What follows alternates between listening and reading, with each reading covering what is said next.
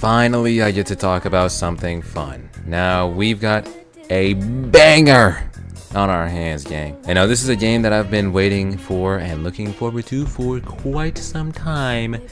And by quite some time, I mean literally all year. I made a video on this game, Paradox. Back then, it was just a combat test. Now it is much better with actual progression, a good progression system, thank God. I do not want to be always bandit beating or always PvPing. I need a mix. You know what I mean, bro? I need a mix, and this game does that really well. Now I don't know if you can still get tester for the game, but the game is in testing right now. And if you guys want, then I can do like a progression of this game. Just make sure you leave a like to let me know. It doesn't really tell you much of what to do, so low-key I had to have one of the developers just help me out because I was so damn lost. I had no clue what I was doing, no clue where to go. I ain't even know how to equip moves, gang. And maybe that's just me being a little cliclistic. There's not much hand-holding, and a big complaint that I have for this game is the NPC combat. Me personally, I don't like the fact that these NPCs can just gang up on you and constantly attack you from all angles. How do you even fight that? I was fighting 3, like maybe fighting 2 I could do, right? I can fight 2 at the same time. That's not that hard. But fighting 3, I'm cooked. It's over. I'm sorry, I'm done. It's usually not that big of a deal to fight 2, even though these NPCs are really good, and it is really fun to fight them. But you know what the not fun part is? When you're just trying to walk around and you constantly have random NPCs following you across the entire map. I am not joking. They have no de-aggro radius. There is no distance at which they stop meat riding. Like, these guys had me climbing walls and they were climbing with me. It was insane. I was climbing upstairs and you know, like joking them out. You know how like when an NPC is dumb, they'll like get stuck on a wall and they just keep running into that wall over and over and over again. They went around and walked up the stairs. Like, dog, if you're gonna have that kind of intelligence, at least don't follow me across the map. I had to do some god tier parkour to get on one of the Soul Society walls that I didn't even know you could get on, just to lose it. And then I was like, oh, okay, it's gone now. Let me go do my mission. I do my mission, it teleports behind. They just don't stop until you leave or rejoin or whatever. Even if you reset, they're still on you. After death, they're on you, bro. And also, I saw a lot of people talking about the M1 radius being way too small. I agree. It does feel really small. And I did say that during my stream.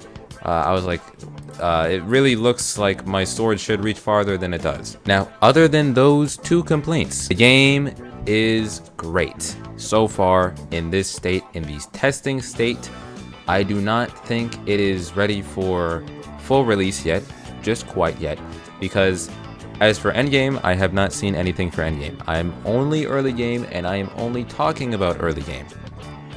For endgame, I'd assume it's going to be PvP and, you know, farming. Same thing as every other game in existence. But in my opinion, the progression in this game, even though I did have quite a buggy experience, was very good. If I were to put aside the bugs, because obviously it's in testing, it's not actually out yet, I'm assuming most of these bugs, if not all, will be. Now, it does look like the game should be coming out at the latest on September 22nd, so they have about 2 weeks until you know, the game is up and out. Now, the only thing that I can see that they're missing is Quincy so far, because the Quincy race is not done. Now, the leveling system for Soul Reapers is pretty good. There is a bit of confusion that I had, though, when I was trying to level up. It seems like the game is based off of this thing called... Oh, yeah, it's Potential. Yeah, okay. So it's based around this thing called Potential, and that's basically like... I guess you could think of it kind of as your levels. It's not exactly the same thing, because you get levels at a different rate, but you need proficiency to get levels, if that makes any sense. But once you meet the requirements for these proficiency caps, such as the first one, which is 75, at 75 proficiency, or whatever, at 75 of it, you get to do this little quiz Now this quiz is probably the easiest thing I've ever done in my life. If you have a lick of motor skills or any Bleach knowledge, do not be intimidated by the test. It could literally be taken by a second grader and they would get passing colors very easily. In fact, most of the answers are just handed to you because if you think it's any of the other ones, you might actually have a brain defect. And after that, you have to double your points to get to the next milestone, which is 150. After you get 150, then you are able to start meditating and unlocking your Shikai. Now the Shikai quest for me was pretty buggy, especially at the end, but it wasn't too hard. It was just a bit confusing to understand the first one, and then the second one very easy again. And obviously once you understand it, they're really all easy. You can even retry them if you fail, which is a good thing to be able to do. But this was probably the most buggy time that I had playing this game as a whole. Just trying to do this, I glitched out about 4 times and I had to leave, rejoin, join KT, join back Soul Society, just to finally get it to work. Now, I'm assuming this will be patched once the game actually comes out, because there's no way they're leaving this in. Let's just be honest. Oh, and I forgot to mention it, but you also have to fight Kisuke before you do that Shikai fight.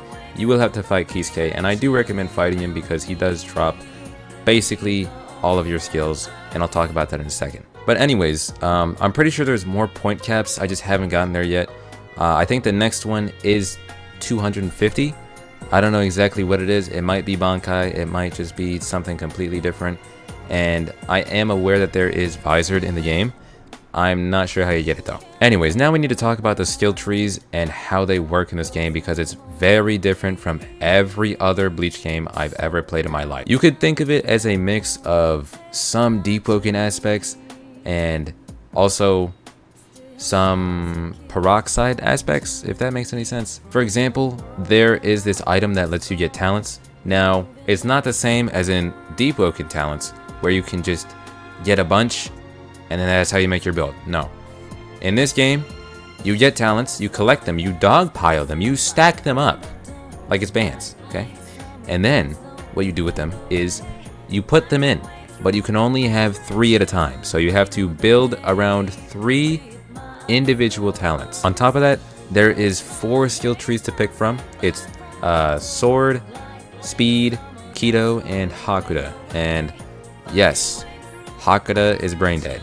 Kido is also really fucking good. And honestly, if I get a wrong car ever, I'm going a wrong car with Hakuda and Kido. I'm sorry, it's just happening. Now personally on my Soul Reaper, I went speed, and I'm going to go Kido as a hybrid. I'm not sure if going hybrid is meta or what the meta is, I just felt like it. On top of that, I don't think there are currently that many Shikai or Resurrection in the game, but I assume they're obviously going to add more. And yes, this game does have rarities. Before you ask, it has rarities for clans, it has rarities for the Shikai. I don't know if they actually affect the gameplay. I know the clans definitely do, but that's about it. But yeah, the skill trees are a bit confusing because to actually unlock your skills, you need this item that is a % chance to drop from your missions, or it's just a guaranteed drop from Kisuke. So that's why Kisuke is very important. Unfortunately though, only one person in the server at a time can fight Kisuke, which pisses me off so much you don't even understand. But hey, it is what it is. He's guaranteed to drop a skill box or whatever you want to call it, and those things are very good for your progression. Like, you're going to need skills a lot. They're very, very good. And that did confuse me at first because I was like, how do I get skills or whatever, because I haven't unlocked anything this entire time. I'd like to talk about my personal opinions on this game and how I feel about playing it, because obviously everybody's going to feel different playing a parry-based game. Now in my personal opinion though, I do think that this combat in this game is very familiar. It does feel like Type Soul. The flesh step feels similar in my opinion, and the M1s, even though they aren't as long ranged, they feel more important. Like, it feels more important to M1, even though I have seen a lot of people spamming their moves. So, you know, you could fucking do that too, I guess. And I'm sure as you get more skills and just more things in general, you are gonna start skill spamming. It's inevitable. Sorry.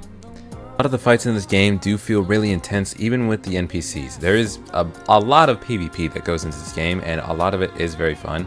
If you're looking for something that is like Type Soul, but mixed with peroxide, that's like the best description I could give you of this game, to be honest. Of course, it's not stun based like peroxide, but usually in this parry based games, to do a quote unquote combo, you're not typically M1ing them in the middle of it. I think that the sound design in this game is one of my favorite things, as well as the GUI. Chef's kiss to whoever made that GUI. Golly gee, that thing is one of the best GUIs I've seen on Roblox. I do think that this game looks a bit bland, if that makes any sense. And I'm just talking about the aesthetic. Obviously it's Bleach, but there's many ways to make aesthetics in these games, and clearly every Bleach game does not have to be the same. In terms of like how the map looks aesthetically, it kind of reminds me of Project Mugetsu, if we're being honest.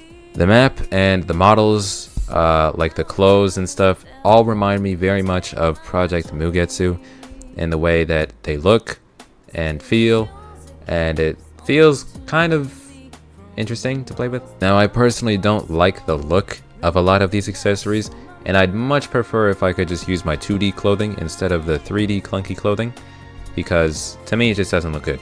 And also, they don't have very much customization options in terms of character design.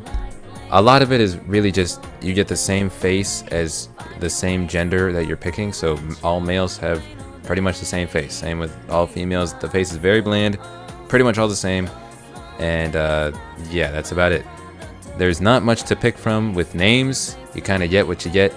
And I mean, there is like a name picker, but it's more like deep hooking, and you can't just type in whatever name you want. Also, a lot of the accessories, like I said, are styled much like Project Mugetsu, and I really don't enjoy the Project Mugetsu drip. So I don't like that front either, just because it's very clunky, and it's just really and it just looks really dull in my opinion. It makes it look so lifeless, I guess. I can find a better word. Like, for example, the outfit you wear as a Soul Reaper, once you get your black outfit, it looks kind of tie-dyed for some reason. When you look at it head on, it looks like it's got white spots on it. I don't know why they have white spots on the tie-dye Shinigami shirt. And the Arrancar drip is not much better. Pretty sure you can't change like any of your hair colors or anything. You kind of get black and that's it, or maybe it's just random. I don't know. I've only seen black though. And overall, the aesthetic is personally not one of my favorites. I don't really like it in this game, even though I do love the gameplay. I love the GUI. I don't like how the game looks. Now, the Shikai and the Resurrection, on the other hand, do look very good, and I will give them that.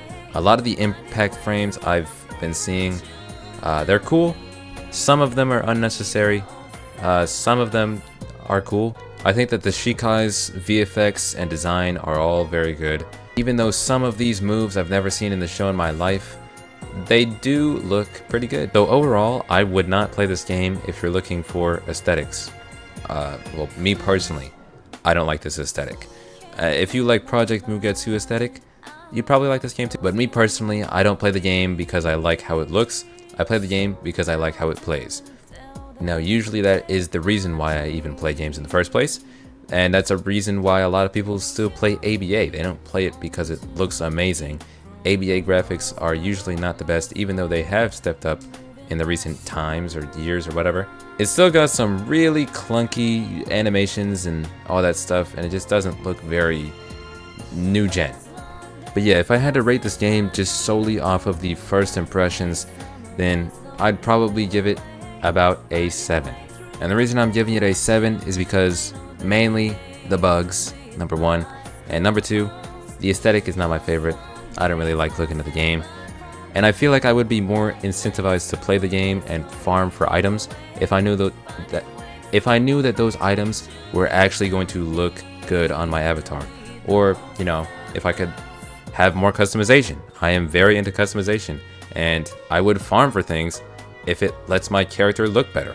I do a lot of things for farming and a lot of things for drip. Even in Type Soul, I like customizing my character all the time. I never stick with the same thing forever. But yeah, that's just my opinion. Hope you guys enjoyed the video. I'll see you next time. Peace.